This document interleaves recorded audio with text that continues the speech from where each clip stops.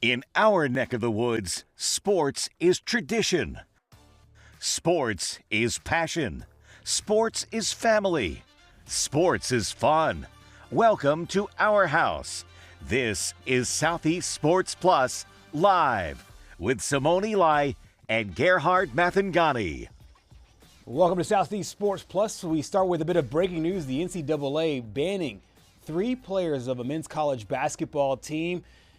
It all involves sports gambling and manipulating games, certain player prop bets. We'll get into all the details in just a bit. I know this is a Southeastern show. However, sports gambling, and especially on the college level, is something that we have seen nationwide with the legalization of sports gambling all over college athletics, all over this country as well. Of course, there's specific rules for those that are participating in college sports. We will dive into all the details on this one. Gerhard Mathangani, Patrick Walsh here with you on Southeast Sports Plus today. And Patrick, this is one of those stories that when we first saw it, it made our jaw drop, but also it seemed like, unfortunately, something that we have seen here over the course of the last few years. We're dealing with also in the NBA as well. But let's dive into the details here.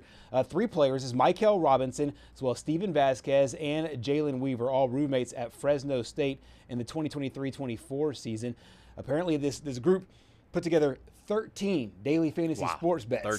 13. Not all of them won. There are some over-unders, and the money that's involved is about anywhere between $400 and $1,000. Patrick, this is a really, it's a sad story for these three players because they are banned now. But it's something that we have now unfortunately seen throughout the ranks of college sports. Yeah, I mean, obviously in sports, any sporting organization, whether it's the NCAA, NFL, NBA, anything, it's got a zero tolerance policy when you purposely manipulate games just for sports betting. I mean, we've seen this in the MLB right now with Emmanuel Clase. He's under investigation for purposely throwing balls and strikes just to hit those lines. Right. And now here in the NCAA where, you know, these guys aren't professional athletes yet, so, you know, they're not as mature. They don't think as reasonably as some of these older guys do. And, you know, we were talking about this before we came on today. It really is a sad world because sports betting,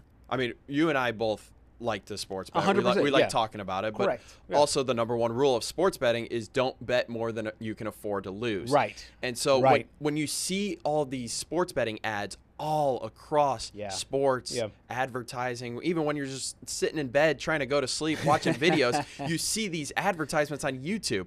So, I mean, it's one of those things where you see it so often that it's like it's too tempting to not do it. Exactly. And it's also, it brings a fun element to the game. I think of all people that said that, put this in this correct box, I think it was Matthew McConaughey that talked about it makes you have an interest in a game. But like you said, you have to do it responsibly, and people, like a lot of things, just don't do things responsibly, and then, you know, it affects other things and other players, and sometimes the last thing you want to do, Patrick, and we've talked about this before, is the last thing you want to do is to be watching a sporting event where you believe everybody's, you know, giving their all, giving 100%, and I don't believe that players aren't, but with any thought in mind that a player might be loafing or a player might be hitting a gambling number, rather than playing the game. And you don't want to, to incorporate the integrity of the sport and have that be called into question.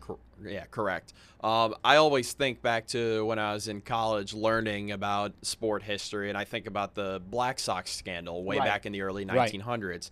Throwing games for sports betting, even all the way back then. Right. And so it's just one of those things where it's like, you know, fans already question the integrity of sports enough 100%. already. Yeah, I mean, with there's conspiracy officiating crews and all of that stuff. And now when you add sports betting in, and honestly, you brought up a good point before we came on here today about prop bets in college.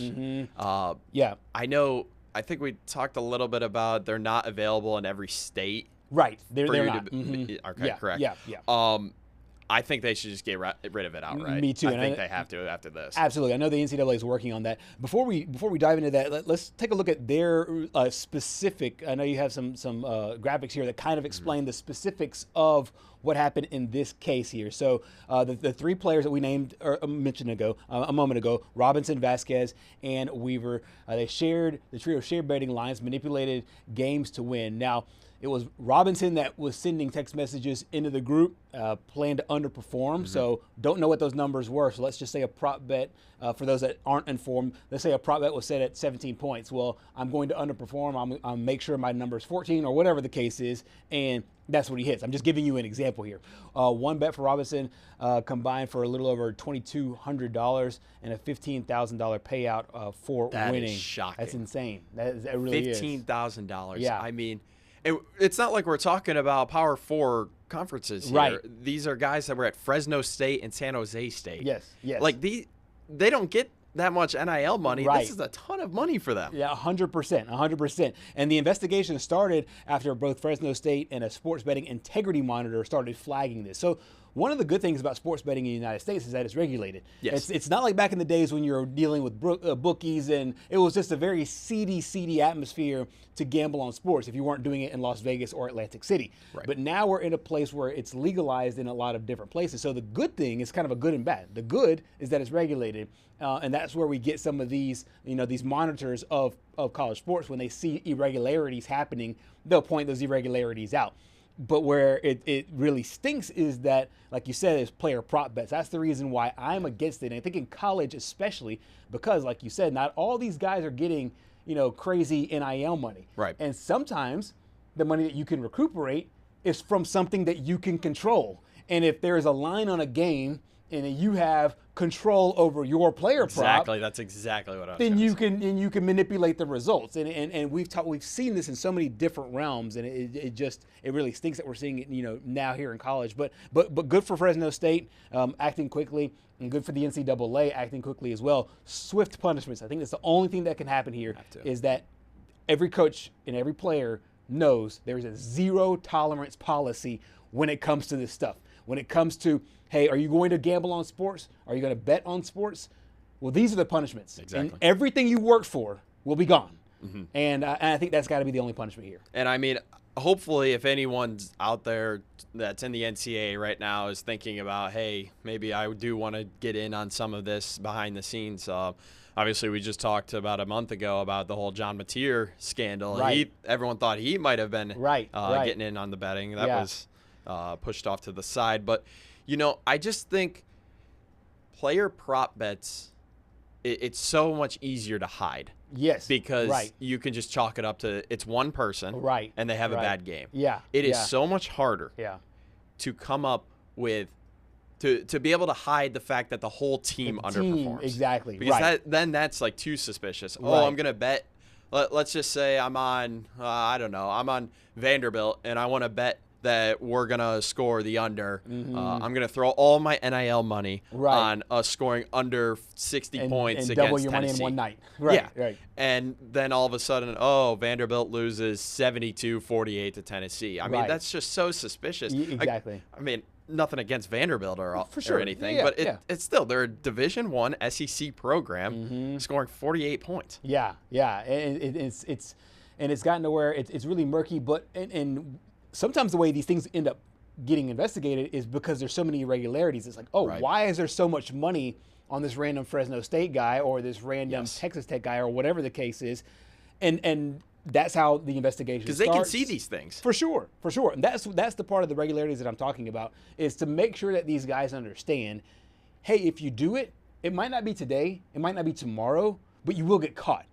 And we will sacrifice. We will find you. Yes, we will find you, and we will punish you, and everything that you will do, from everything you've done from this point, will be gone, and you will not be able to play this sport any longer. I think it's the biggest thing. And once again, this comes off the heels. We talked about this in the break right before the show started. Comes on the heels of the NBA conducting a similar investigation. As of right now, I have that story up as we speak, and they're doing their own investigation against Malik Beasley right now, because he is now linked to a federal. This is a federal probe a federal probe. So I mean, he's looking at some serious time if all this comes out. But obviously he played for the Milwaukee Bucks in the 2023-24 season, but the exact same situation, another prop bet situation where it's a guy who has control over the number that he's having to hit, and so that's where a lot of these things end up going. And the backlash for me, thing to me was always like, what if you're just betting for your team to win? What if you're just betting on yourself to go over? Hey, 20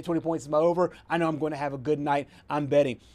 I'm betting myself. And that to me is innocent on its surface. But where it can go awry very quickly is if you have somebody who's trying to do it the other side to guarantee that money. You know what I mean? So that to me is the hairy part. And so as much as I really, really, really love college athletics, as much as I really, really love betting, or just the gambling part of sports in general, I just think it adds a natural interest. There has to be a separation. I want to end it with this.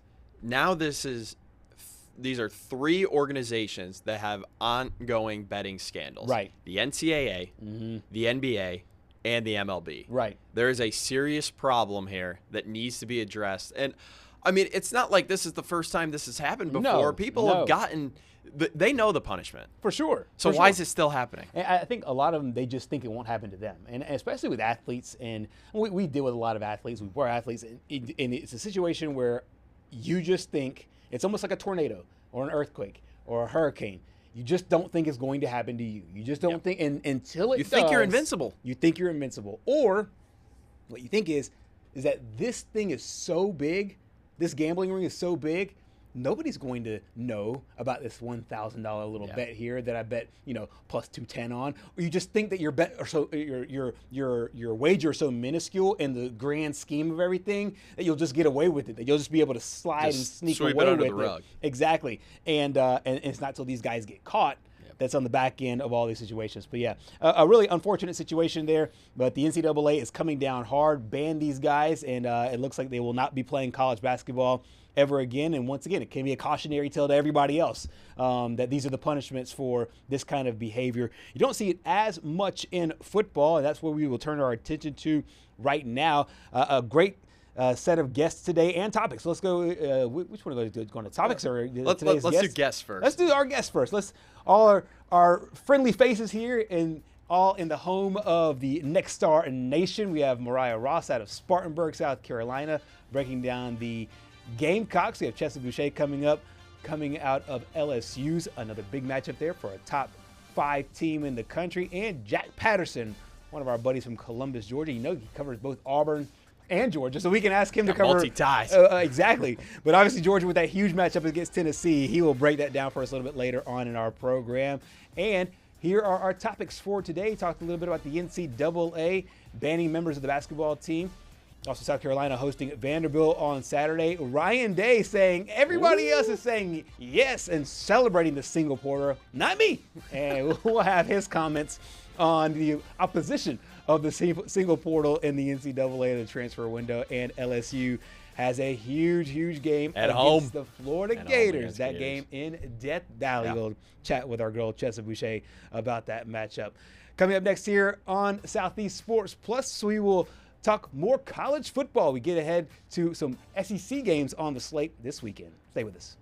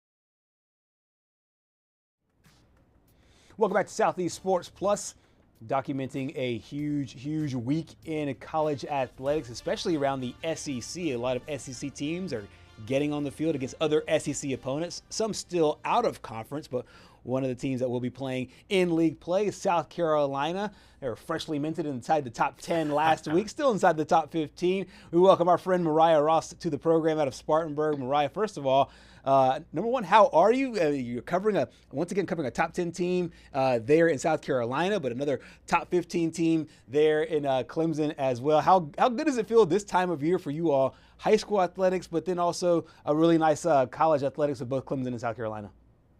Yeah, well, this is definitely my favorite time of year for many reasons. Yeah. One, the weather has calmed down. We're not as humid. It's not as hot outside. So definitely love this time of year for that reason. But like you said, football with high school, college, the NFL now back in action. It's a good time overall. And to have two teams within the top 15 in the same area has been a great thing, not only for fans, but for us covering the sport. Certainly a content gold mine for sure. Let's focus on the South Carolina Gamecocks. Obviously got a huge win in week one against Virginia Tech. They were able to calm down and get another big win last week. And obviously wasn't that hard. But now South Carolina is now 2-0 after getting that win over South Carolina State, scored 38 points in that one. What do you make of this football team after 8 quarters now and some of the ways that you've seen Coach Shane Beamer handle these first 2 games?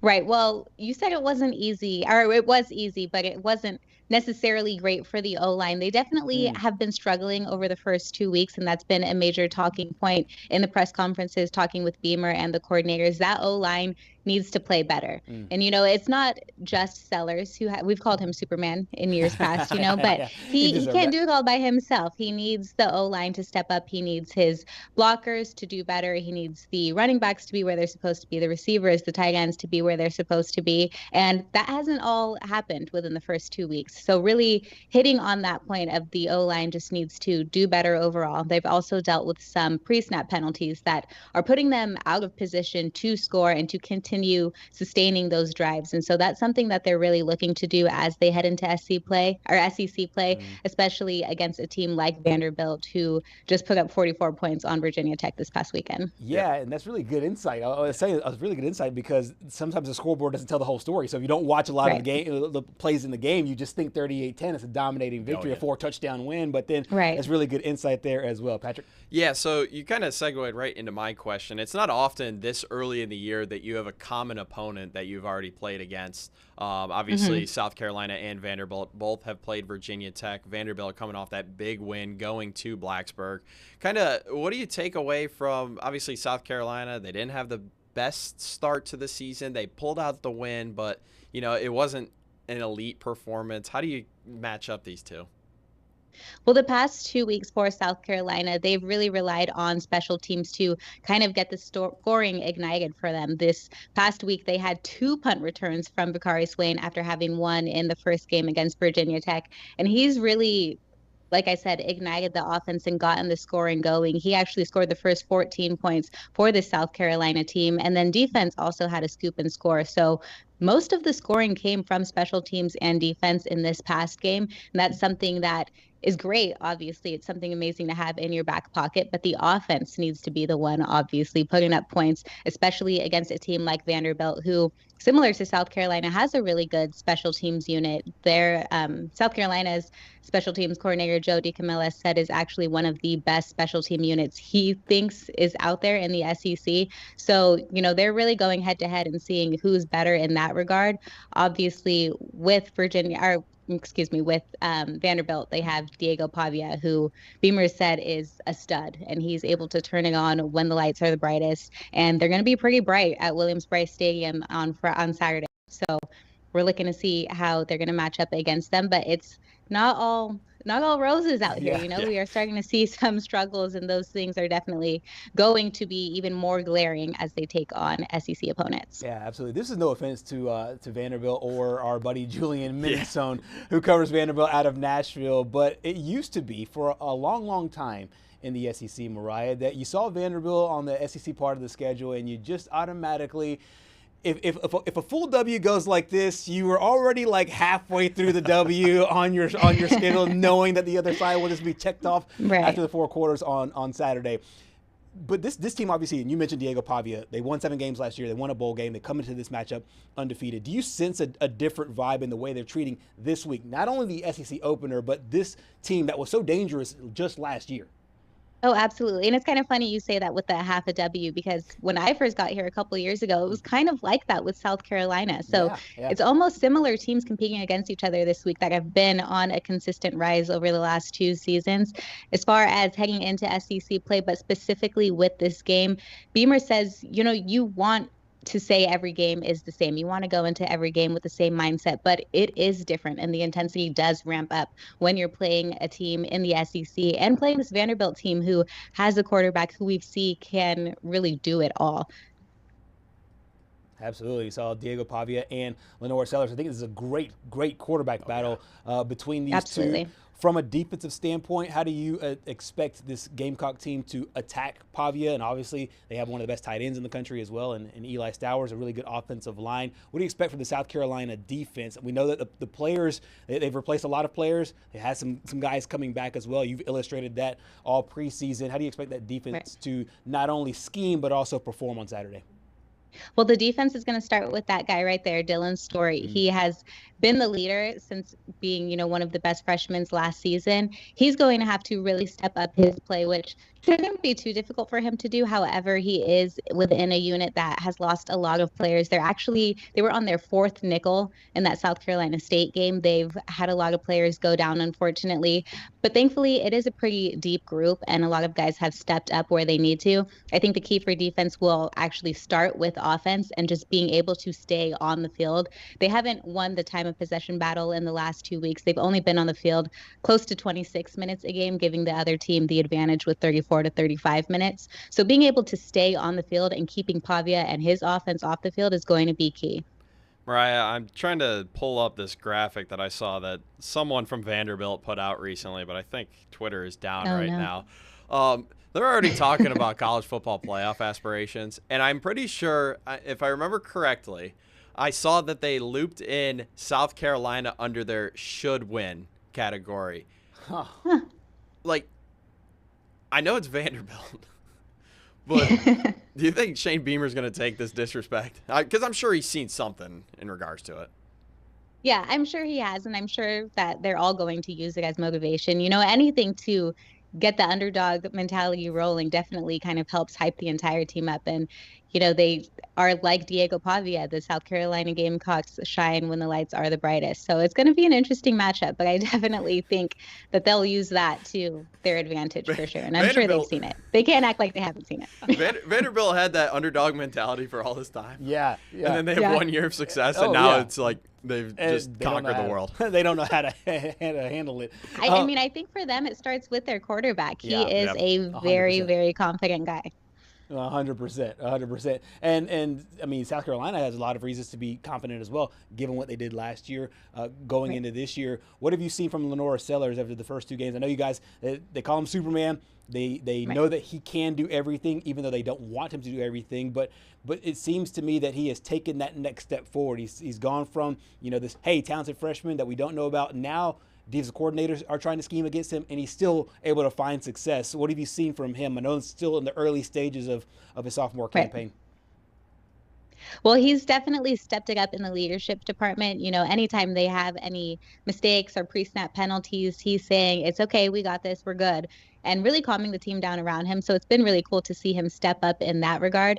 As far as playing, like you said, Superman, he can do it all, but it really shouldn't be all on him. Like we were talking about earlier, that O-line really needs to step up and allow him to play better. As far as his struggles that he's been going through, only 11 of 19 for 128 yards this past week. So we would definitely like to see him throw the ball more. And those receivers also, has to do with them just getting open and allowing him to do that. But I think in this gelling phase, in this processing phase, and, they're going to have to make adjustments quick as they head into this time of year. I know that you focus on South Carolina for this segment and this program, but I want to touch on Clemson just a little bit. Got a scare, got a nice little shaky scare there from Troy. What do you make of the Clemson fan base after a couple of games and just the way that their team has performed? Obviously, a really tough one with LSU and finally getting their first win, but not maybe in the fashion that they thought. Right. Well, Clemson fans are very confident. And, going forward, they are very confident in their team. They think that they are going to turn it around and be the team that they are expected to be this season.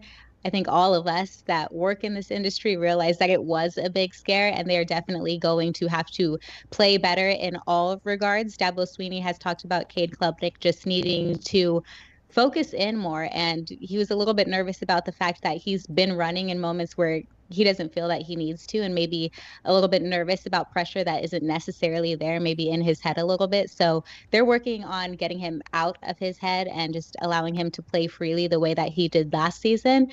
And they're facing a tough opponent in Georgia Tech. They've had a great start to their season. They have a really good quarterback themselves, and if he's good to go, I think it could possibly be another scare for them this week. And they should come out with a win, but never say never. Crazier things have happened. I think I did read that Haynes King will be under center for Georgia Tech, so that will be a tough opponent there. Very tough matchup. Both teams going into conference play. Both Clemson and South Carolina, a really important time for both squads. Illustrating it all for us, doing a fantastic job as always, Mariah Ross. Thank you so much for joining us today. Thank you for having me. I'll see you next week. Absolutely. Mariah Ross out of Spartanburg, South Carolina, giving a little taste of what is to come for both South Carolina as well as Clemson, both going into SEC play. I found the graphic. Especially for South Carolina. Oh, did you find the graphic? Hey, can you hang around for a second, Mariah? Oh, wait. Yeah, I think she's still here. Is she still here? Yeah, she's here. She's here. Okay. I think you found it. I found the graphic. They're under can win. Can win. Can win. Can win. Okay. All right. We'll see if they're eating those words. This is Vanderbilt, right? Any bit of motivation you can get. Any motivation. This is Vanderbilt saying that they can beat South Carolina. We'll see if it comes to fruition this week. I think South Carolina gets the win there, but like Mariah said, crazy things have happened. Yeah. Thank you so much again, Mariah. Thank you. Absolutely. Mariah from Spartanburg, South Carolina. Pete Yanity as well as Todd Summers. They do a great job covering both programs there. And we will see if Vanderbilt follows the lead of their quarterback or South Carolina. Anchor down. Gets another win. Hey, maybe. That game is at Williams-Brice, though, so it'll be hard to get a W there in that matchup. All right, coming up next here on Southeast Sports Plus, we'll talk a little Arkansas, a little LSU, talk a little Florida as well. We will also talk some big-time SEC matchups all across the league. That and more next.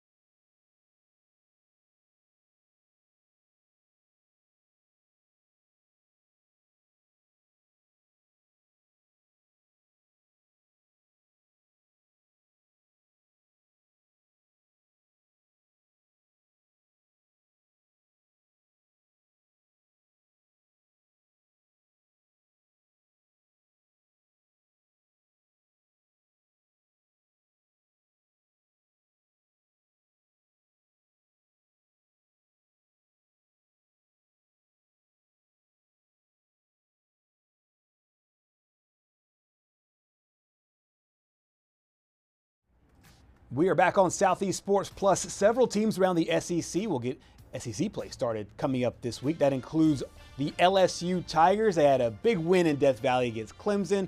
Big win last week as well. And now they welcome the Florida Gators into town. This game looked a lot sexier on paper, so to speak. A couple weeks ago when Florida was coming off that huge winning streak from last year and then beat Long Island. But now not so much for the Gators.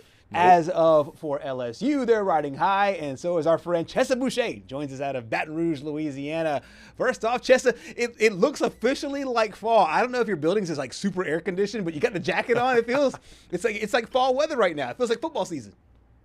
Oh yeah, it's absolutely freezing, especially in the sports office. I don't know if like the air just comes directly into the sports office, but it's freezing, so I had to bust out the like you said, fall coat. Maybe it'll be a little bit colder in Tiger Stadium on Saturday night. I doubt it because it's always hot as can be, especially in September. I was about to say, go ahead. No, I was just saying keep that jacket handy. I mean, you might need it later on. You probably won't need it this weekend, though. I'm going to ask this because I know Simone would want me to ask. Do you have your PSLs yet, your pumpkin spice lattes? Yeah. Have you had one yet this year? I will tell you, I'm normally pretty basic female, but I do not do the pumpkin spice latte. Yeah, but I'm not a big coffee person. I'm so ADHD that if I have more than one cup, I'm not going to sleep for 2 days. So I'm not a big coffee person. So, yeah. Okay, all right. So I have another question for you. And Simone's not here to manipulate the jury pool, so I'm going to just going to straight up ask. All right, so we'll get the football talk after this. What my position is that the pumpkin spice latte is not important enough of a drink to merit its own name being called PSL. It's like you have to call it pumpkin spice latte because it's not important enough as a drink overall. She will defend that. I'm on his side in this. What do you think? I agree with that. I don't know the hype surrounding it. So I just think it's a trend and everybody wants to be on the trend and I'm just not big. I'm the opposite. When people are like, oh, have you watched? I didn't watch Game of Thrones for years because I was like, I don't want to watch it because everybody watches it. I don't want to be influenced. And then I watched and it was really good. So I was like, maybe I won't be so defiant. But yeah, I don't get the pumpkin spice latte. I agree with you guys. It should be a thing. And 100%. And we are kind of cut from the same cloth because I did the same thing with Game of Thrones. I was anti-Game of Thrones. Right before the last season came out, I binged it all in maybe 3 days. It was insane. It was insane. Speaking a lot of death, in Death Valley this week, it's a huge one. LSU and Florida. And as we said earlier in the past week, this game historically has always been so fun to watch because these two programs mirror each other a lot. Now Florida comes in a little bit hampered after that loss to South Florida. As you gauge this game and gauge this offense and gauge what LSU is doing to prepare for the SEC opener, what are some of your insights from this past week in Baton Rouge?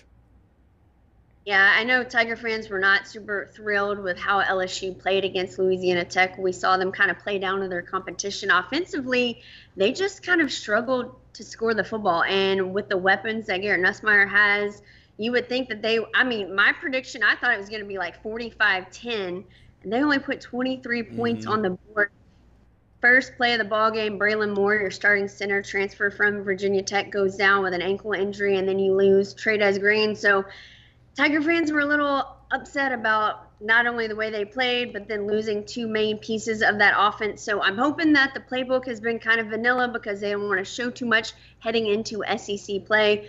We did find out that Braylon Moore, he did practice on Tuesday and today. He is probable.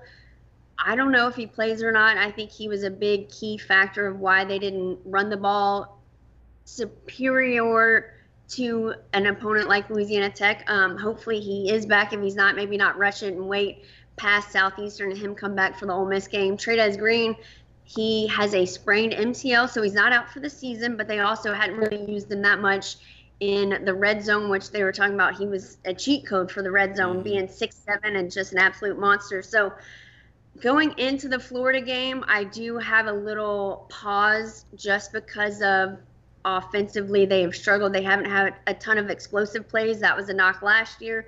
But with these weapons, I think you got to get them more involved. And rather than the short game and the dink and dunk, let's throw the long ball and see if Florida can handle it. Florida did absolutely demolish a veteran offensive line just a year ago. 7 sacks, Garrett Nussmeier. Nuss talked about how he doesn't like Florida. I wouldn't like Florida either if I was on my back for a majority of the game like he was in the swamp. So I think especially with his performance last week, he wasn't sharp, had a lot of misses, wasn't as accurate as we're accustomed to him being. I think he has a bounce back performance. So I think LSU gets it done. But this game is always so weird, and it comes down to like the shoe throw and just weird stuff. So this game, this one and the old Auburn rivalry, those two are like the weirdest traditions and the way things are won and how they come about. And so I don't know. But I think this is probably one of my favorite rivalry weeks for LSU because it's so chippy and nasty and there's a lot to it, and I love it. Absolutely. When you think about, you talked about the offense and not necessarily being able to perform up to its best last week, do you think a lot of that was basically, for lack of a better term, sleepwalking and something that they can easily fix? Or is there a deeper-seated, deeper-rooted issue in there with this offense and the way they performed on Saturday? And what do you expect the carryover to be this week? I think it was almost a trap game that nobody was really talking about. I think when you prepare for a Clemson, a top 5 matchup on the road for almost 2 months out, and that's all you're talked about, and that's your whole focus and your whole goal is to go 1-0, and then you somewhat overlook Louisiana Tech because you have Florida coming in to Death Valley. So I think they were kind of like, they were so high off that Clemson game that they didn't really prepare the way they needed to prepare. And Brian Kelly said it was execution. It wasn't a lack of effort, but there were a lot of drop balls. There were a lot of miscues. There were a lot of things that we just hadn't seen from this team. The defense, again, played incredible. I mean, they've got a real defense, so it's exciting to see that. The only time they gave up the touchdown was a busted coverage, and that was with their second team. So your front seven are doing their job. But yeah, I just think it was more of overlooking Louisiana Tech because there wasn't a lot of hype to it, and they played that way. Right, and I was actually, you teed up my question perfectly because I was saying for all the belly aching about the offense, I mean, it kind of takes away some of the performance of the defense. That's now 2 straight weeks. Harold Parkins and company have been insane this year, sensational. It reminds me a lot of what dominant defenses look like, the ones that can contend for championships. Just how strong has that unit been, and just some of the ways that they're performing on all 3 levels? Yeah, absolutely. And I think it starts with the defensive line. They have so many guys that they can put in there, from veterans to younger guys to transfers. And Jack Pyburn, who played at Florida, now he's going to face his former team. He's got something to prove coming off the edge.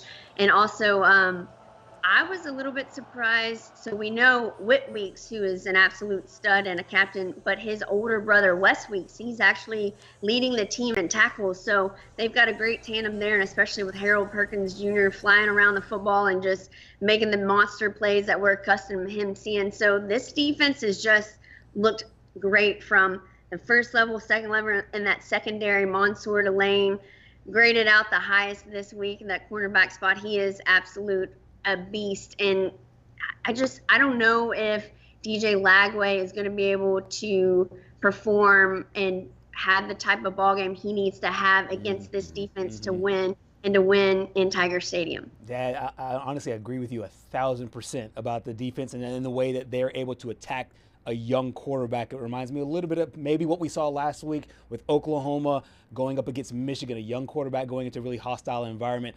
That was really interesting. Speaking of interesting, Brian Kelly had a lot of interesting things to say, both about this football game and another thing we will ask you right after this piece of sound. We need to be Death Valley. We need to live up to our resume as the most difficult place to play in the country because it's SEC time. So you had your warm-up tailgates, you got your recipes down, you got how much you need for drinking. Now, let's go get it. Let's make Tiger Stadium what it has been built on, and that is an incredibly difficult place to play. And so that's my first shout out to our fan base. We need you this weekend. And then we'll provide the standard in terms of how we need to play. This is a talented football team. And, look, I can't predict, what happened with them versus this week. They were the better team. They didn't play to their standard. So they're going to play to their standard this week, and we know that. Playing Florida is always a a big game on everybody's schedule. We'll just need to worry about ourselves and play to our standard. Jessa, Brian Kelly there shouting out the fans, saying that Death Valley needs to be Death Valley this weekend. But that's not the only thing he said in that press conference. He also talked about Billy Napier a little bit, head coach of Florida. Kind of, I don't want to say giving him some freeway after the loss to USF, but what did you make of his comments the other day talking about the Florida head coach? Yeah, at first I thought it was just going to be a lot of coach speak because Brian Kelly typically is like, hey, man, I got your back. I've been there. I've done this for over 30-something years. To me, it was more of like, I think Brian Kelly felt the fire last year. I felt like everybody thought he had the team, the veteran offensive line, Garrett Nussmeier, and just didn't have a defense. Had a okay defense. And so I think he felt the fire and he was like, man, y'all wanted me to win in year 3. Yeah, typically at all of his stops, year 3 has been the year that they've had the most success. But I think especially in this day and age, the transfer portal is supposed to make it easier. Right. But when you have so many new pieces under a new system, it's not that easy. And so I think he understands what Billy Napier is going through. He had to take over a program that wasn't in a great place, and he's trying to get those guys. And you basically have to wash out the system before. You have to wash out the expectations.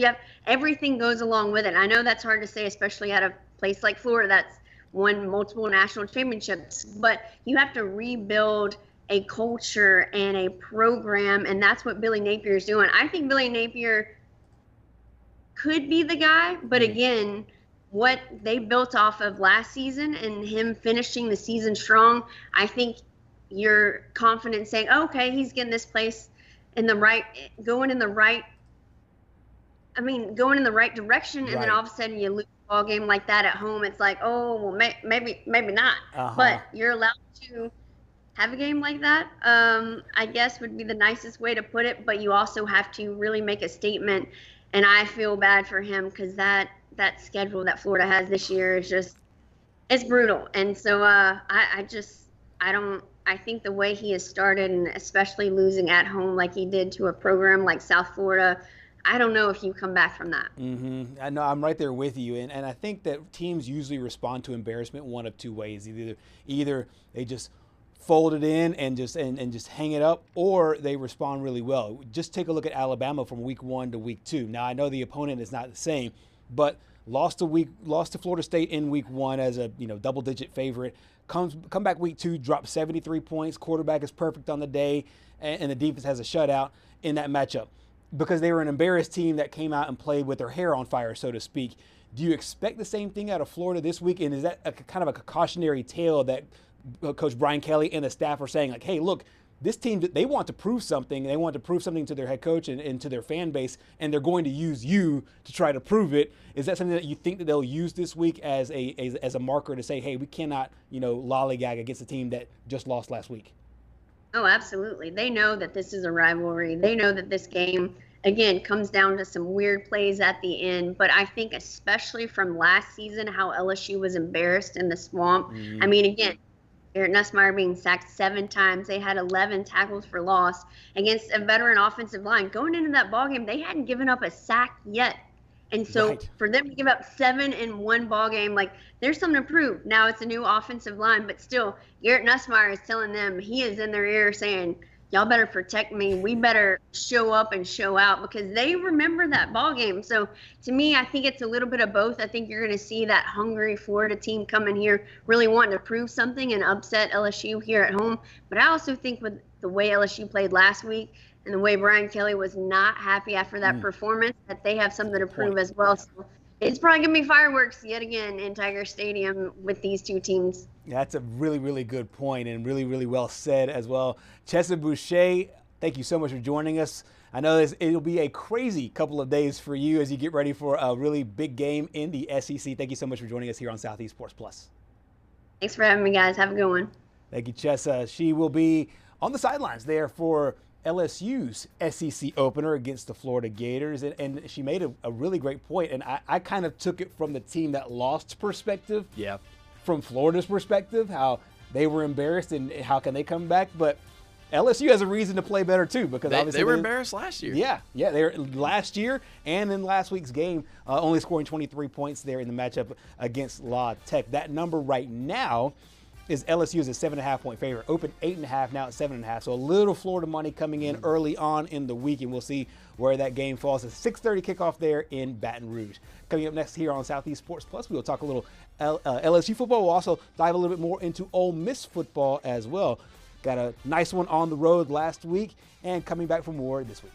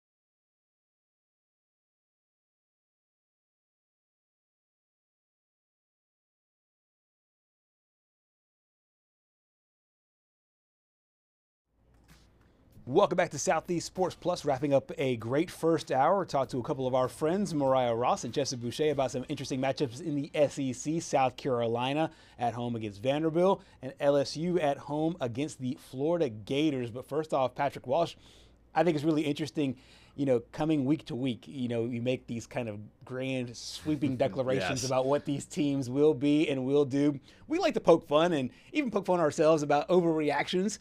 And we have some overreactions after week 2 of the college football season. Yeah, you want to go first here? Yeah, I'll go first. Here we go. I'll go first. My first one is go ahead and book the Oklahoma Sooners for the college football playoff. Look, Oklahoma looked solid in their first game, did exactly what they needed to do, then hosted a really strong Michigan team with their full coaching staff because Coach Moore was on the sidelines, and beat a really talented quarterback in Bryce Underwood and the Michigan Wolverines.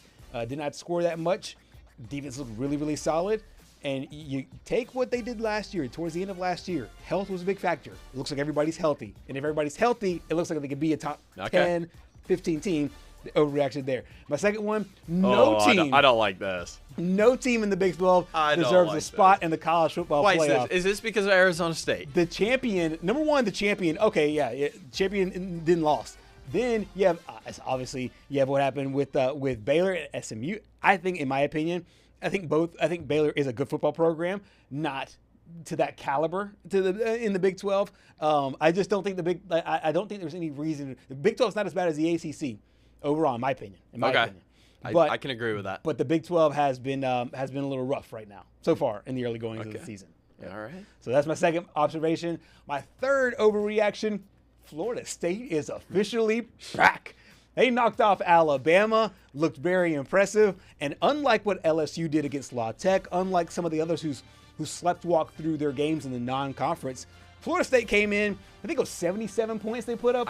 I was just about to ask you that. I think it's and was that 11 touchdowns? 77. Yes, I think it was 11 touchdowns, 75 or 77. I'll get that exact number. I'm pretty sure I saw Tommy Castellanos threw 3 passes to the same guy for 168 yards or something like that. It wouldn't make sense. Like that was just insane. While you pull that up, we'll transition into mine. I'm going to piggyback off of your book, Oklahoma for the playoff here. John Mateer, he is easily, by far, without a doubt, in my mind, the best quarterback in college football right now.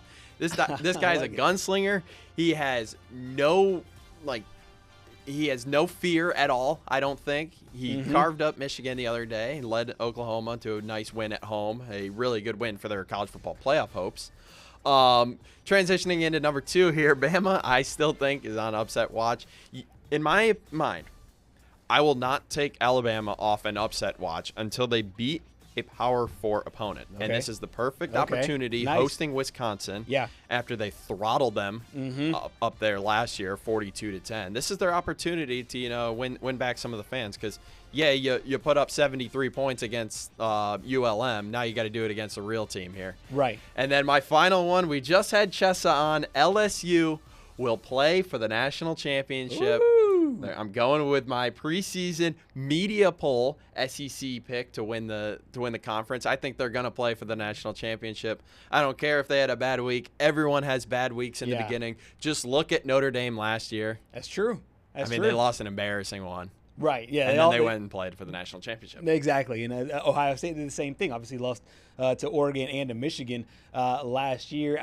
You know what? That's really not a crazy take. And it would, continue to really harp on what you were saying at the beginning of the season, that this LSU team is something to watch out for. I found that Florida State game. It was East Texas A&M, which I think a lot of people found out that was a school when they played Florida State I think they're new to Division I, if I read correctly. I think it was like Texas A&M Commerce or something like that to begin with. Okay. And they've changed their name, I believe.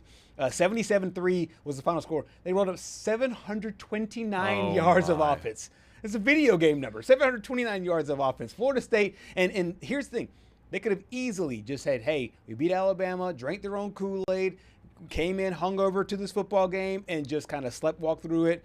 And then did what LSU did and a few others, just kind of, get a nice little easy, 20-something point win. I'm all for playing until the final whistle, playing until the clock runs to 0. But, at a certain point, it gets disrespectful. 729 I would just yards. quit football if that got that bad and I was on the field. Yeah, I know. It was awful. The number was 44.5. Going into the game, they cleared that by themselves by halftime. It was 49-0 at the half, and so ended up getting that big win there. So those are our overreactions after week 2. We'll have some more coming up after week 3. Hour 1 is now in the books. We'll join you for hour 2 here on Southeast Sports Plus. Stay with us.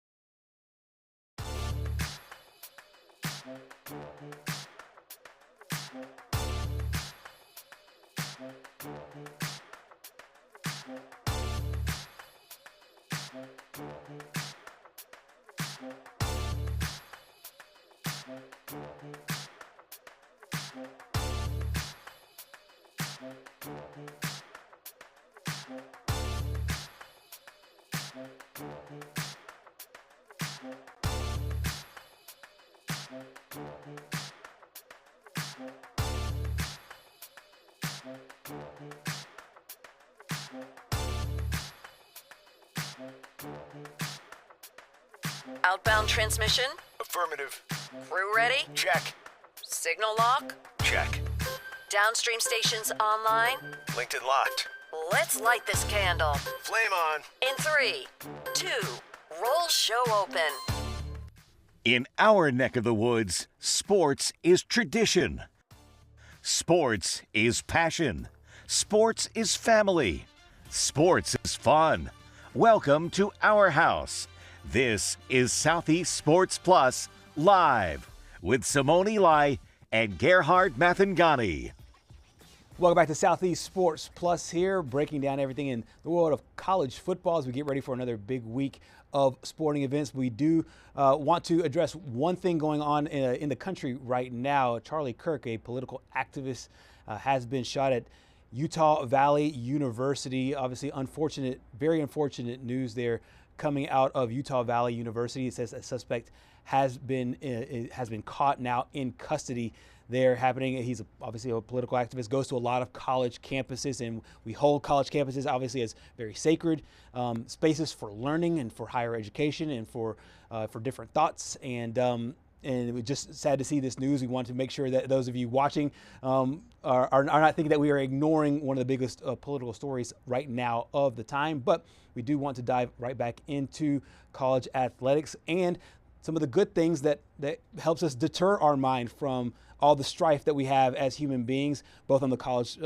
campuses as well, just as life in general. One of the things that galvanizes us is the world of sports, and we're diving into the sports world today. And well, once again, another NCAA story coming out today that led our show. We want to revisit Patrick Walsh and Gerhard Mathangani with you today on Southeast Sports Plus. Patrick, NCAA has now banned 3 men's college basketball players. These players were a part of a NCAA investigation into a betting ring that happened to involve player props, overs and unders, anywhere between $500 all the way up to $15,000 was the money that was involved in this whole in this whole betting scheme here. And obviously just a really unfortunate situation for the NCAA, but for sports at large, because I thought you brought up a good point that this is not just affecting college hoops. No, I mean, this is now 3 organizations. I could be missing. I don't think the NFL has one. I know they did in the past with Calvin Ridley. Right. That was a very mainstream. Right. And more of like an isolated incident because he was doing it basically like when he was out and doing it for, obviously on his team and some others. It felt a little bit different than what this story is. I don't think there's one going on in the NFL. I don't think there's one going on in the NHL right now. I could be wrong on that. But the NCAA, the NBA, you brought up a good point with Malik Beasley, and then the MLB, are dealing with ongoing betting scandals, throwing games, in the MLB's case, literally throwing pitches for balls to start the inning. I've seen some of the accused clips of those, and they definitely do look a little bit suspect. But the number one goal in sport is to protect the integrity of the sport. Absolutely. And when you have guys that are placing prop bets on themselves to underperform, that is a lot easier to hit on yourself to underperform than it is for you to overperform, because obviously there's more factors when you think about it. You got to feel like you're having a good game. Right. The defense has to, kind of in the basketball world, they have to sag off if you're a 3-point shooter. Right. But just thinking about it, when you can bet on yourself to score, I don't know. We don't know exactly what the alleged bets were. We just know that they were prop bets.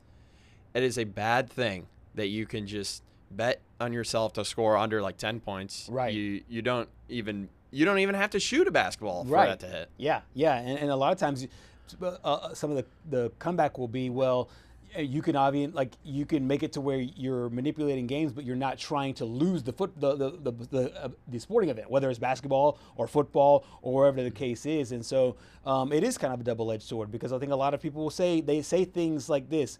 They'll use this phrase, bet on yourself, as in like, hey, always think that you have the best, that you can do the best. Bet on yourself, but don't literally bet on yourself. Correct, right. And I think a lot of people, when using the positive way, I think it makes for an innocent bet. But because you can dictate the outcomes, that sways a lot of money in this regard and make a lot of money for yourself. As you said, the one that you can control is the underperforming. Right. And so apparently not every single one of the bets actually hit, and maybe that was to try to manipulate throw people off the scent, so to speak.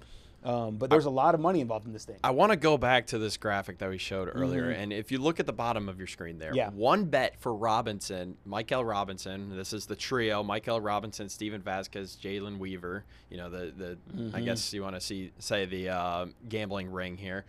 One bet for Robinson combined $2,200 across these three, and it hit, and they make $15,950. Now, I said earlier, it's not like Fresno State and San Jose State are these major D1 programs, correct, these Power 4 conferences, that NIL money you can get like in the hundreds of thousands, easily six figures. This is a lot of money. This is this is a ton of money. This is a ton of money. Yeah. I feel like nowadays we've kind of become desensitized to how much money these guys are getting. Right. With NIL. Yeah, and I think that because NIL has become such its own economy, so to speak, that the gambling world and this economy in general, it doesn't necessarily get the same as we don't see it the same. We don't look at it the exact same. And so it's a really interesting situation that's really popped up here. And these three players have been kicked off the basketball team, obviously, for Fresno State. Once again, as you mentioned, they were roommates in here. So the NCAA acting very swiftly, very quickly about what they were doing as far as punishment with this whole thing is concerned.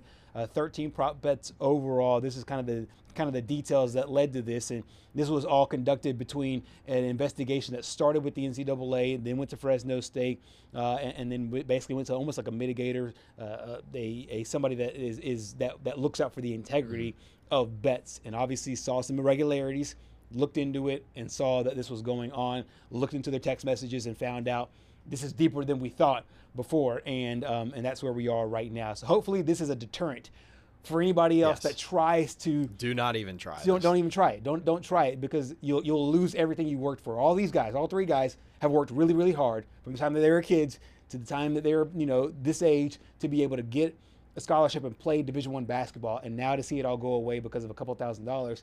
It's disheartening, but I think it's a correct punishment. It's a slap in the face too to guys that have had to end their careers because of injuries. And, for sure. The first thing that comes to mind for me is JT Daniels had to medically retire, former Georgia backup quarterback, I think for Stetson Bennett. That's right, back in those days. Yeah. He had to medically retire because he got too many concussions. And so that feels like, for guys like those, where your time in the sport gets cut short because of an injury, and my time in baseball got short because of a labrum tear, a couple labrum tears to be exact. It just feels like a slap in the face, because these guys had a gift of playing a Division I sport, and then they ruined it by gambling, trying to undermine the system, which, we talked in the first hour. They made these decisions. College athletes can make these decisions without really thinking of what's the consequence. For sure. That's why we discussed that, hey, prop bets in college shouldn't be a thing anymore, but they should stay in the professional sports, because while you can still bet on yourself, it's not as common because you have some more common sense. Yeah, absolutely. And if nothing else comes from this, what I hope comes from this, and I think you agree, is that the NCAA talks with all the sports books, and they just do away with prop bets overall in college athletics. I'm still fine with over-unders and team totals and everything else, but individual player performances is just too easy to manipulate. And if you put that carrot to these guys that some of these players that are not making as much money, this is sometimes the unfortunate thing that you see on the back end. And we want to make sure that we highlight the fact that 99.99999% of athletes are doing it the right way. Yes. And it ruins it for the bad apples that aren't doing it the right way. And so that's the word out from the NCAA today. Meanwhile, the NCAA also did something a couple of weeks ago, proposed a single portal window. Yes, they did. And that seemingly, Patrick, was across the board widely applauded. Widely said, you know what, this is a good thing. I tell you what, it was widely agreed upon in this room. 100%. But there's one coach in particular that does not agree with this, and that is Ryan Day. Take a listen. Are you a fan, by the way, of the proposed change in the transfer portal to one-time January? I mean, where do you stand on that? Yeah, I no. I don't think it's a good idea at all. In the conversations that we had with the Big Ten coaches, I think the majority of them agree. I just don't quite understand how, for teams that are playing in the playoffs are expected to, make the decisions and sign their upcoming players while they're still getting ready to play for games.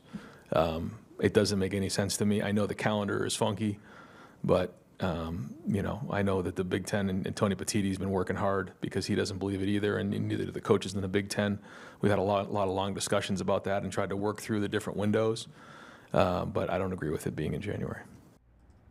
Wow. So he doesn't agree with it being in January. And now, obviously, there were two portal windows. And in case you didn't see the headlines just last week, the NCAA's Oversight Committee, they voted in favor for a single window there in January. That would eliminate the spring window where a lot of the power teams are able to come in and swoop some guys out of there. I'm not saying that was the justification that Ryan Day is saying without actually saying it, but the new window portal, and it obviously has to be still voted on and approved, would be a 10-day portal window. And once again, it will be up for a vote. I think October 1st is the day that they'll vote on that to see if it actually goes through. But in my opinion, the way that the momentum is moving, the way the tides are turning, I think this will go through. I don't know if Ryan Day will get his way on this one. Yeah, I don't think he will. I think, honestly, when you think about for the greater good of the sport, having one portal window is the right move for college sports because it does take away some of the power. For all these years, it felt like the universities and the guys up top had all the power. Nowadays, it feels like all of the athletes have all the power. So they just need to kind of balance themselves out, get to that focal point of where it's like, okay, where there's an even balance between the athletes and the guys up top. Absolutely. But there's a coach in the SEC that necessarily wasn't necessarily a fan of this. And what I love usually about these coaching jabs is that a lot of times the coaches either don't hear the original or they hear it and they're really responding in real time here. Tee this one up.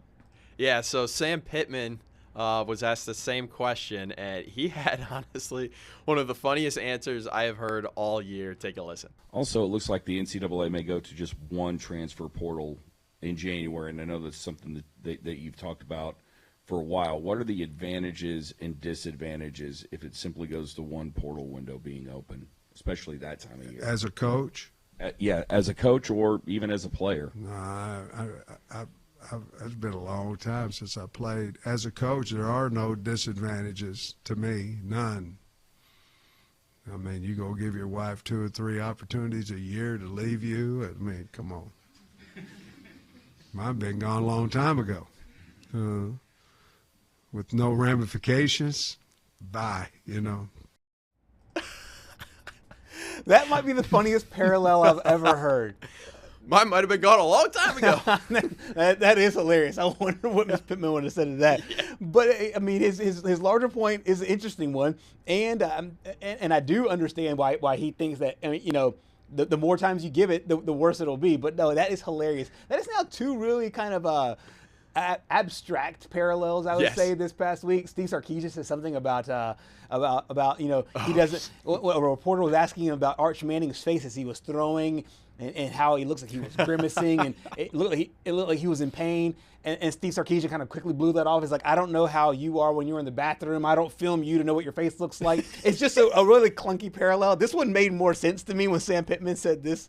But coaches this week have been hilarious. From Brian Kelly to Sark, now to Sam Pittman and his response to the NCAA single transfer portal. That was great. That was gold. I really loved that. That was comedy gold. Exactly. That was awesome. And good stuff pulling that Ryan Day soundbite there as well, Patrick. Coming up next here on Southeast Sports Plus, we'll preview that monster matchup for the Georgia Bulldogs coming up this week. We heard it from the Tennessee side yesterday with our girl, Sam Rothman. Now, from the Georgia side with our boy, Jack Patterson.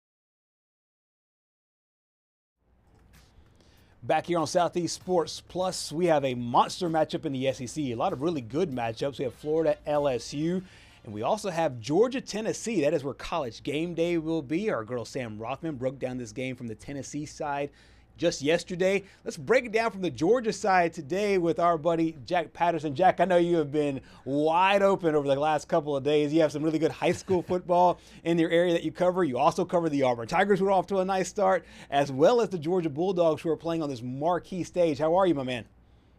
What's up and what's good, fellas? Yeah, man, listen, we stay busy over here on the state line, all right? Absolutely. Oh, yeah. Absolutely. I know you do. This Georgia football team has kind of flown under the radar, I would say, a little bit this past year, mainly because they just haven't played anybody of note over the first 2 games. Took on Marshall, got a big win there, got another win last week. Now a big win against Tennessee, and a team that they have owned over the last, I would say, decade or so. How is this Georgia team preparing for what is supposed to be a really strong, really good environment there in Knoxville? Yeah, it's never easy to go up to Rocky Top, guys. And Kirby Smart he's made it perfectly clear that it's going to be hard. It's going to be difficult to go into Neyland Stadium. I mean, it's something that Georgia has done plenty of times in the past. In fact, Georgia is undefeated against Tennessee on the road. The only time they've lost to Tennessee was at home, and it's the only. Put it to you this way. I've been covering college football for this television station for 10 years now. Mm-hmm. I've seen Georgia lose 1 time in those 10 years at home, and it was the game I called a double Hail Mary game when Jacob Eason threw a Hail Mary to Riley Ridley for a touchdown to give Georgia the lead late. And then when Josh Dobbs hit Jawan Jennings, then that's the one that you've been seeing on repeat. That's the only time I've ever seen Georgia lose, period, at home, and that was against Tennessee. So Kirby has had plenty of success against the Vols, but he also knows that it will not be a cakewalk when they walk into Neyland Stadium on Saturday. Tennessee has gotten the monkey off their back in a few different rivalries over the last few years. They had I think it was 15-game losing streak to Alabama, and then finally got the monkey off their back. And then now they take on a really good Georgia football team. Do you sense that Georgia is looking at this game a little bit differently than they have the previous 8? When obviously they've got those 8 straight wins. You see all the metrics there on your screen right now. Do you sense that they're taking this one a little bit differently, considering the fact that these are both playoff teams from a year ago, and Tennessee has looked really strong over the first 2 games? Absolutely. And listen, Kirby and the Dogs, they're not going to, underwrite Tennessee by any stretch of the imagination, okay? That's one thing that I've never seen Kirby do, which is to take an opponent lightly. This is the guy who was mad about the performance last week against Austin Peay. And, he's not taking it lightly, and he's, basically telling his guys, he mentioned it in his presser earlier this week, that you can't, go in here thinking that you're just going to walk over these guys. Mm-hmm. Okay. You have to be ready. You have to bring your A game. Okay. This will not be easy. It will be a physical game. He said, he talked a lot about how Coach Heupel at Tennessee loves to have his guys really bang in the trenches. It's going to be a hard-fought game, and you're going to have to play 4 quarters if you're going to come out of Knoxville with the win. Jack, I want to turn our attention to the quarterbacks here.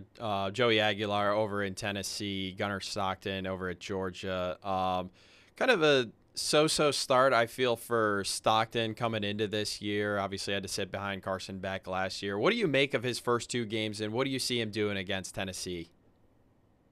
Well, you look back to that Marshall game in week 1, and everything looked really good. He ran well, threw it well, no real major issues. But then last week, it was kind of like, kind of gives everybody a little pause, right? 26 of 34, 227, it doesn't look terrible on the stat sheet until you realize, how many times Georgia, couldn't convert, drives, especially that one towards the end of the first half where they couldn't get into the end zone. They were inside the 10-yard line, and like I said, it's nothing, I would say let's sound the alarm, but it does give you a little bit of concern, okay? It's almost like, okay, and, I also want to, keep in mind that this is Stockton's 3rd start. Right. Okay. Right. He started the playoff game against Notre Dame. He started against Marshall. He started against Austin Peay.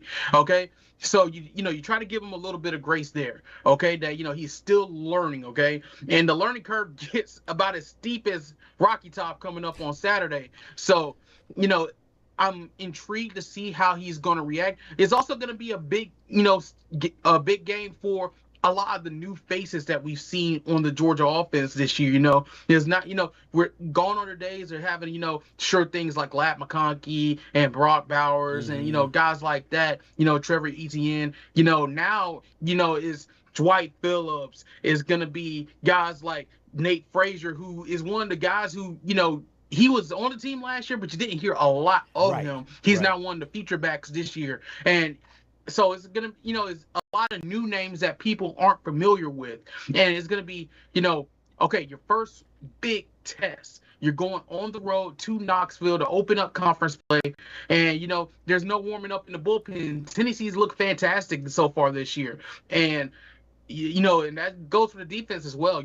Everybody's got to step up if Georgia's going to come out of this with a win. Jack, I want to ask one more question about Stockton. I didn't really watch the game last week against Austin Peay, but I do know that there was a weather delay. How much of that do you think affected his play in that game? I don't know, Patrick, to be honest. Because was he playing phenomenal before the weather delay? Honestly, no. Okay, it's not like he was playing lights out before the weather delay, and and after the weather delay is basically everybody just kind of gets to the end. Georgia scored a touchdown in every quarter, and but like I said, there were so many missed opportunities, and it wasn't just Stockton as well. There were drop passes, there were turnovers. It was a very un-Georgia-like game, if that makes sense. Okay, you don't see Georgia making a lot of turnovers. You don't see Georgia not converting on third down or fourth down. You don't see that a lot. Okay, and it was a very un-Georgia-like game. And I think that's what Kirby was kind of sounding the alarm on. Hey guys, listen, wake up. You got away with it because it was FCS Austin Peay. Okay, that nonsense ain't gonna work on the road in Tennessee this week. So that was kind of the overarching sentiment from Kirby this week, is that hey, anything less than your A game, and we're going to leave Knoxville 2-1. Absolutely. Coach Kirby Smart is such a great schemer. He also understands how to attack defenses and knows how to, get what he wants to get across as far as his game plan goes. The big news out of Tennessee this past week is that not just one, but both starting corners will not be in this game, in Jermon McCoy and Ricky Gibson. That said, with two starting corners out, do you expect the game plan to maybe not necessarily change on its head, but be tweaked a little bit to throw the football more, knowing they're throwing against backups there and using Gunnar Stockton's arm a little bit more this week? You're going to see a bigger mix of both things, Gerhard. With Georgia, they have their wide receiver room is almost completely brand new. Okay, the only guys that you really remember from last year are London Humphreys and Cash Jones. Okay, and Dylan Bell. Everybody else is pretty much brand new. The Branch brothers, Kobe Young, is pretty much a brand new room. Okay, so I do think that you'll see more passing from Georgia, but I think you're going to see Stockton use his legs, because Stockton's an underrated runner, okay? Yeah. And I think that's going to be kind of the difference maker, that if you got those backup guys, it's not going to be so much, let's see if we can go bombing out on those guys. It's going to be, let's, find different ways to make you be on your toes. You know what I mean? Right. So I think, seeing if Gunnar uses his legs more, I think that's going to be the key to watch. Absolutely. Got a chance to hear from Kirby Smart on this big matchup there on Rocky Top. Well, they've been really good games, right? When you play in the SEC and you're in these really tough top 10 matchups, top 25 matchups, they can go either way a lot of times. At the end of the day, they've played us physical. We've played them physical. They've all been really, really tough physical games. I think being at home usually helps either team in terms of a road versus home. But I don't know that you can attribute it to anything, because this year has nothing to do with previous years. Well, I think it's a mental disposition, and it's part of your planning. There's certain things you can do at home that you can't do on the road. You have to be smart as a game planner, what kind of situations you put your team in, and where the field position is, what's the down and distance, and your approach to your game planning is, defensively and offensively, you have to think about that. And me being in this league for a long time, it plays a factor on the ability to execute when you're in an environment that maybe someone's never been in. And you have to be smart about what you're asking them to execute, because at the end of the day, that's what it is. Who can execute, who can block and tackle, and who can be physical. Jack, coming into this football season, all the talk about Georgia was, yes, they're talented, but they're very, very young. Not a lot of guys with a lot of experience coming into this league. And Coach always referenced the fire, passion, and energy he wanted his guys to play with. How do they balance that fire, passion, and energy with going on the road at a place like Rocky Top, knowing that the crowd will be there and the energy will be in the building, and be able to harness that and play well? Because as he said, it all comes back down to execution there. How do you think those young guys will be able to handle that tough environment there in Knoxville? See, that's the money word right there, execution, okay? That's something that Coach Smart has kind of harped on, that he's like, if we don't execute, we can forget about coming away with this win, and this isn't, Coach's first rodeo going into a hostile environment with a good Tennessee squad, okay? He's had to deal with that in the past and has been successful with it in the past, albeit not with guys that are this young. But at the same time, you do have guys who have been there and, been a part of it, and this is not their first rodeo kind of experiencing that. And I think that pays dividends this week, is that you don't have to worry about, hey, these are guys that, have never experienced being in a raucous atmosphere, okay? That, you've got guys who can, help lead the younger guys. And I think that's kind of the big thing that Coach Smart has kind of set things up where, you definitely want to have a veteran-laden team, but when you can't have that, the next big thing for you is to have leaders who can, get your guys ready to, basically not play, for the lack of a better term, not play afraid, okay? To be able to go in and, get the job done. So, like I said, when you have those leaders who have been there, and I know Stockton hasn't started in a road SEC game, but he's played in road SEC games before as Carson Beck's backup. So once again, it's not unfamiliar to some of the guys on that team, and I think that's going to be a big key. And once again, when you go play in these raucous atmospheres, it's never easy. And Coach Smart says the one thing we got to do is just go be ourselves. No question about it. You covered Georgia, but you also cover the Auburn Tigers. And I want to talk about them for just a little bit. Yes. They went on the road, got a big win against Baylor. Then they come back home in their home opener, and there's really no hangover. I mean, they didn't look as strong as they typically do there in the first half, but really put it together for a strong second half. Jack, what do you make of this Auburn football team now ranked in the top 25? It blew my mind when I read the Auburn game notes that they have not been ranked in the top 25 since November of 2021. What do you make of what Hugh Freeze has put together over the first two games? It's progress, Gerhard. Yeah. I think that's the word. It's progress, okay? The way I've kind of been describing it is that, when you really think about it, we're in recent years, you haven't been used to an Auburn team going on the road and getting a big win. Yeah. They do that against Baylor.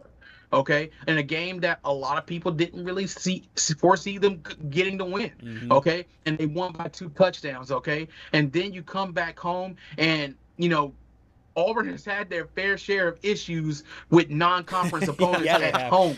The legend, a lot of people, think of Diego Pavia when he got to Vanderbilt. The legend of Diego Pavia was born at Jordan-Hare Stadium when he was at New Mexico State, and he beat Auburn that day. Okay. And, even before that, Auburn had a time when TJ Finley was a quarterback, they struggled with a Georgia State squad. So, they've had their fair share of struggles in non-conference games. Okay. So I think the impressive thing for me is that they handle business. Right. And I know, Auburn fans will say that shouldn't be impressive. Okay. But when you come from where this program has been in the last few years, being able to handle your business coming off a big road win over a Power 4 opponent, that's progress. Okay. And now you got one more non-conference game against South Alabama this week. And before you have a really tough opener to the SEC when you go on the road to play Oklahoma, and John Mateer looks fantastic. Yeah.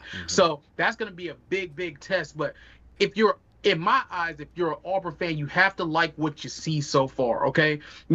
As far as, the Baylor game, they had some issues, but they really kind of tied a lot of those issues up last week against Ball State. The defense was phenomenal. Sylvester Smith Xavier Atkins. They were flying around the field. The Auburn defense held Ball State to negative yards rushing. Okay, Jackson Arnold had a fantastic day through the air and on the ground. He had 4 different receivers that had over 35 yards receiving on the night. So, like I said, this is stuff we haven't seen from Auburn in a while. And and honestly, you get past South Alabama this week, and then, the real test is going to be, okay, what does this team look like in SEC play? And not only that, but on the road in SEC play. And that's going to be the test. Yeah. Okay.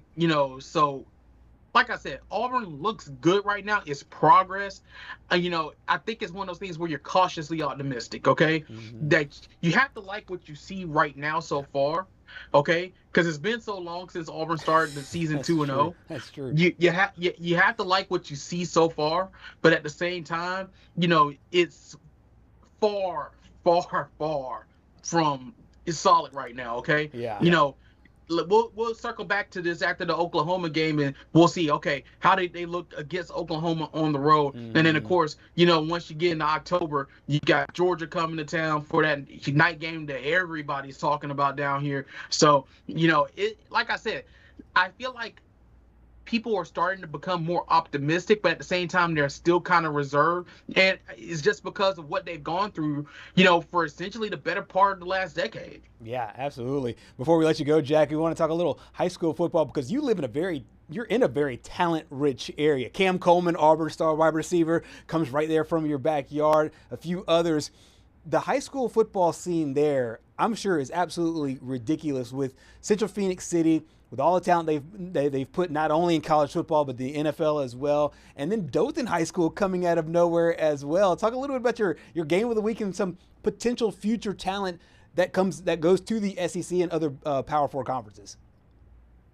Absolutely, man. Our game of the week this week, Central, for those who are unfamiliar with Alabama geography or Georgia geography for that matter, we're based out of Columbus, Georgia. We're right here on the state line. If you cross the Chattahoochee River, which is about 5 minutes that way, you'll cross into Phoenix City. And Central High School in Phoenix City has been a factory for talent in our area for the last few years. Cam Coleman, like you mentioned, coming from Central Phoenix City, so much talent. Justin Ross, the former Clemson star, came from that school as well. Like I said, talent upon both on the Alabama side and Georgia side. We got Auburn High School in our area, Opelika High School. But on the Georgia side, we got Carver High School. That's where Jarvis Jones, the former NFL linebacker, came from. Mm-hmm. Isaiah Crowell, the former running back, came from Carver High School as well. We've got True County High School. That's where Tank Bixby, the now Eagles running back. Right. Yes, that's his trade.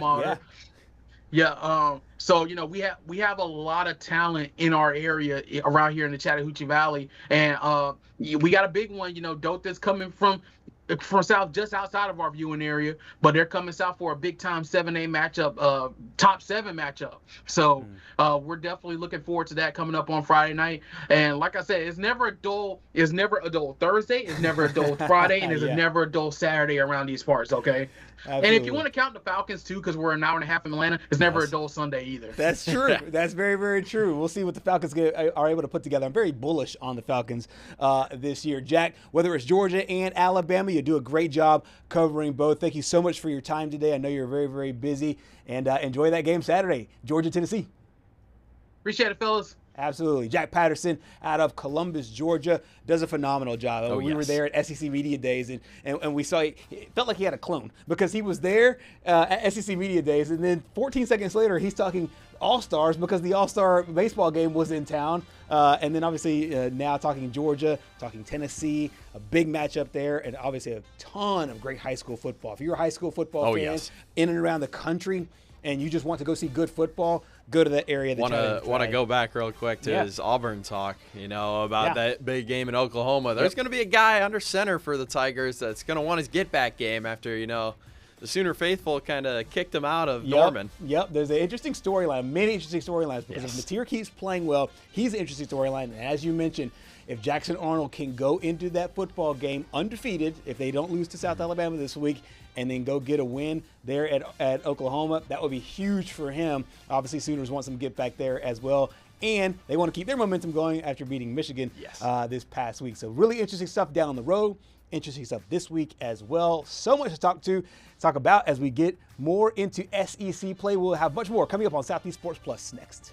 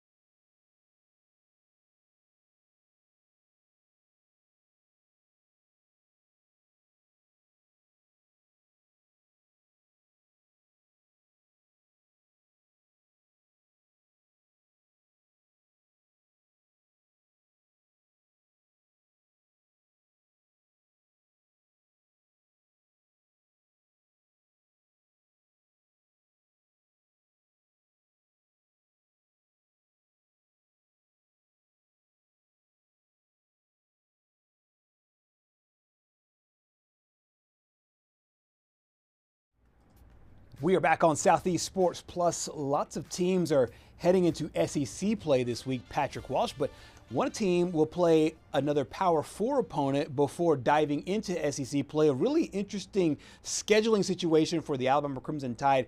Obviously lost to Florida in their season opener, then got a big get back last week against La Monroe, scoring 73 points in that one. But now a really interesting matchup as they go against the Wisconsin Badgers, who are also undefeated. Yeah, and this was an interesting matchup going into last year because I know there was a lot of talk up in Madison, Wisconsin about how the Badgers might be for real in 2024, and then Alabama went ahead and put those questions to bed, beating them 42-10. But it feels like a different game heading into this year just because of what has happened to Alabama so far this year. Obviously not the start they wanted in week one with losing to Florida State. There were questions about the effort. It felt like fans were already writing them off. They had their get-back game. But, the biggest question for me is, can they do it against a Power 4 opponent? And I mentioned earlier on our overreactions, I still think Alabama is on upset watch when they're the underdog or when they're expected to win. I still think they're on upset watch until they can beat a Power 4 opponent with some ease. Absolutely. I'm actually pulling that lineup right now. I think it's 23.5. Is it 23 now? Yeah. So it's moved a little bit. I mean, there's some money going in on Bama. I think it opened, the odds that I'm seeing opened at 19.5, and so it's moving towards Bama's side. So there's a lot of the public that thinks, at least, or a lot of the betting syndicates, I would say, that would say at least they think Alabama has now fully gotten right, and a chance to get that big win before jumping into SEC play. I'm kind of right there with you on Alabama. I think that you answered some questions, but they don't fully get answered until you beat a Power 4 opponent, and Wisconsin is coming in this past week. Last year, Ryan Williams really went off on Wisconsin. I think it was almost his kind of national coming out party, so to speak. It was, in my opinion, it was the precursor to the next week, which was his real coming out party against Georgia. Yeah. Because I think anyone that knows college football can think of the Alabama-Georgia game. Mm-hmm. Alabama went up huge to start the game. Right. And I just think of the Ryan Williams catch. I believe it was in the second quarter. I don't think he scored a touchdown on it, but he had a big gain, and he made a guy look pretty bad in the midst of it. And that's when I was like, whoa, this guy's for real. It's and he was 17 at the time. Correct, yeah. I mean, and that's what that narrative started. The narrative started with that Wisconsin game, and then it translated into the game that everybody in the country watched. Yeah. It was that Alabama-Georgia game. Then everybody got sick and tired of hearing about him being 17 years old 3 weeks later, because that became the only talking point. He is now an adult, is now 18 years old going into this one. He's not only an adult, but he's also now cleared to play. Suffered a concussion in the season opener against Florida State, went to concussion protocol. Honestly, last week I did not expect him to play. He did not play, even though concussion protocol, it varies player to player. There's certain things you have to pass by certain times. So he officially has passed concussion protocol, did so this past week. He is cleared to play here. But last year against Wisconsin, as you mentioned, 4 catches, 78 yards, and a touchdown against the Badgers. That game was on the road. This game is now at home. Given the line here, Patrick, and I'm just thinking out loud right now, I think that he will dress out. Yeah. But I don't think they need him. I don't think so either. I don't think they need him to beat Wisconsin. And if it's only just to make sure that he has his legs about him and he just feels like he can, play like his normal self, maybe, obviously throw him out there, maybe on a pitch count, so to speak. But in this case, to me, if you want him back for the Georgia game, I would understand if Alabama held him out of this one or played him limited snaps. I'm gonna make a prediction here. I think of the offensive snaps Alabama takes this weekend against Wisconsin, he plays 40%. That's a fair number, yeah. Because, you have Jeremy Bernard, right, who did a great job. Again, it was ULM last week. But I still think he can hold it down without him. I did say that they are on upset watch. I seriously don't think they'll lose this game. I know I definitely had some questions going into Florida State. I just didn't really feel good about them with not only the quarterback experience, but just the narrative surrounding that game. I still expect Alabama to beat Wisconsin, especially at home. I just think that 23.5, I think Wisconsin might cover that. I feel like it'll be 16-17. That's fair. That's fair. For those who haven't kept up with Wisconsin in the first 2 games this season, they knocked off Miami, Ohio, 17-0 in game 1, then beat Middle Tennessee State, dropped 42 points on them in a 42-10 win. Both those games were there in Madison. Now they have a game in Tuscaloosa. That's another thing, too, is that they haven't been on the road yet. Fall camp was all in Wisconsin. The first 2 games are in Wisconsin, and now you go to Tuscaloosa in September. Now I know the weather is not as crazy as it is maybe typical like late summer, early fall, but it will be a different environment overall for the Wisconsin Badgers there. Luke Fickell, I think, is still their head coach. Yes, I think so. Defensive guy, and obviously earned a lot of respect. And we got a chance to hear from both of the coordinators. We'll hear from Ryan Grubb there on what this week brings against the Badgers. Well, defensive head coach, there's going to be a little extra emphasis on stopping the run and those type of things. And, Coach Fickell does a great job of getting those guys to play hard. So no surprise that matches on film, how their guys run to the football, finish plays, extremely physical at the point of attack. And, for me, I saw a group of guys that know what they're doing. Their scheme is clear to them, and they know where to be on the field. So was impressed with just their discipline to be in the right spots. So obviously he has a lot of praise for Coach Fickell, a lot of praise for that defense as they go up against the Wisconsin Badgers coming up this week. Once again, another heavy favorite, about 3-touchdown favorite, depending on where you look for Alabama. We'll see if Ryan Williams plays in that football game. 11 o'clock kickoff there at Bryant-Denny Stadium in Tuscaloosa. Coming up next here on Southeast Sports Plus, the tickets might be a little crazy, might be a little fair priced. We'll discuss next.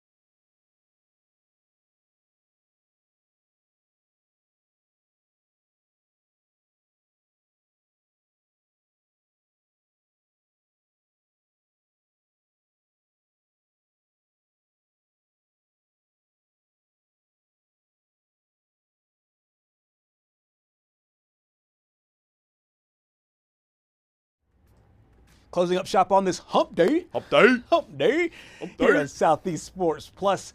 Patrick Walsh, Gerhard Mathangani joining you this upcoming week. I'll tell you what, one of the great things about college football to me every week is the fact that you get these really intense matchups, these intense rivalries. Yes. And sometimes you don't know how intense they are until you find out how much people will pay to be in the building. And you have you've done a good job here digging up some of these ticket prices for some of these early college football games in the SEC. Yeah, Georgia at Tennessee undeniably comes in at number one. $375, the cheapest ticket price. College game day. So, all right, so is this on like the third-party sites like StubHub and SeatGeek and all that? Okay, yeah. But I mean, college game day is going to be there. Yeah. It's like that is going to be an like electric environment. Yeah, and college game day almost went to number 2 on the list. The backyard brawl here. Pitt at West Virginia. I believe, being the West Virginia grad, if they didn't lose to the Ohio Bobcats last week, I think game day would have gone to Morgantown. $260. I went to this game 2 years ago when it was in Morgantown, when you could just get the student ticket, so I didn't have to pay anything. But it was, honestly, I think it was $300. Yeah. I don't want to get too nerdy on the math here, but I know Tennessee's Neyland Stadium holds a little over $100,000. Yes. Now I know that the nosebleed seats are going for $375. Obviously, that's like the price that's available right now. But I wonder if the separation is even more when you consider how many people you could fit in the Neyland Stadium as compared to West Virginia Stadium. I wonder if that throws off. I'm just talking out loud right now, just because I was thinking about those two stadiums, and obviously West Virginia to me. Because Milan Puskar can only hold like 70. No, I think the record's 70,000. I think it holds like 65. Wow. So it just shows you that that much more interest there is in the Georgia-Tennessee game above everybody else in college football because, as you mentioned, the backyard brawl is obviously always one of the It's got to stay. games. It's got to stay forever. It's in my opinion. I know I have bias, but taking the bias away, it's a top 5 college football rivalry. It's just you don't get those regional rivalries anymore. You give me the other tickets, I'll think of 5 of them. I'll see if you're right on that. All right, here we go. Texas A&M going to Notre Dame, $242. I feel like that's a good price. South Bend. That's going to be a great game. Week 1 last year when Notre Dame came to Kyle Field was also a great game. Yeah. So I expect that one to be a good one. Vanderbilt at South Carolina, $194. That just goes to show how far Vanderbilt's come. 100%, because 2 years ago, before Diego Pavia gets there, this game is probably $40 for the cheapest. Oh, no question. You can get in and out of that on the cheap, but now that at Williams-Brice Stadium, fans there will be electric going into that matchup. Yeah, and then the last one should say Florida at LSU. That's gonna. Yeah, I wonder how much that would have been had Florida won. I wonder if that would have. I think it would have been top 3. Honestly, yeah, it would have easily been over $250. Yeah, let's say they won and covered. Now that's beating a South Florida team who had just beat Boise State and getting a big win over them by, let's say, 18 points. Then you have, 2 teams that have done what they're supposed to do in game 1, and now looking into game 2, I think the game would have been a lot more. So I think there's a lot of discounted value. I was just jotting down some rivalries. Honestly, I think you're right. I got the Iron Bowl. I got Texas OU. I got there was another one that popped into my head, but I think Backyard Brawl is top 5. It has to be. 5. 70 miles separates the 2 schools. Yeah. So, you think about other rivalries. I don't even think like Georgia Tech, Georgia. I think that's still over 100 miles. Yeah. Norman and Austin is definitely over 300 miles. Right. Yeah, from a proximity standpoint, I can't think of another one that's it's just an hour north. Yeah. And the biggest rivalry in all of college sports, in my opinion, I know we're an SEC show. Obviously, the Iron Bowl is up there, but I think Michigan, Ohio State's easily the biggest rivalry. Yeah, that was the other one I was even thinking then, that's still over 100 miles away. So you just don't see the proximity anymore. No, you don't. And I think the only other one that probably would have been if the other team was really good is USC and UCLA, the 2 teams there at California, right there next to each other. But only one team has been really prominent in that rivalry. The other team's been kind of an afterthought for the better part of a decade. Really great show today here, Patrick, and a lot of great guests here. What are your final takeaways as you break down this hump day and get ready for Thursday? I just think it's so interesting. We talked about the whole betting thing earlier in the show. Yep. Obviously, we gave our takes on that. But, I feel like just going back through the show, Ryan Day.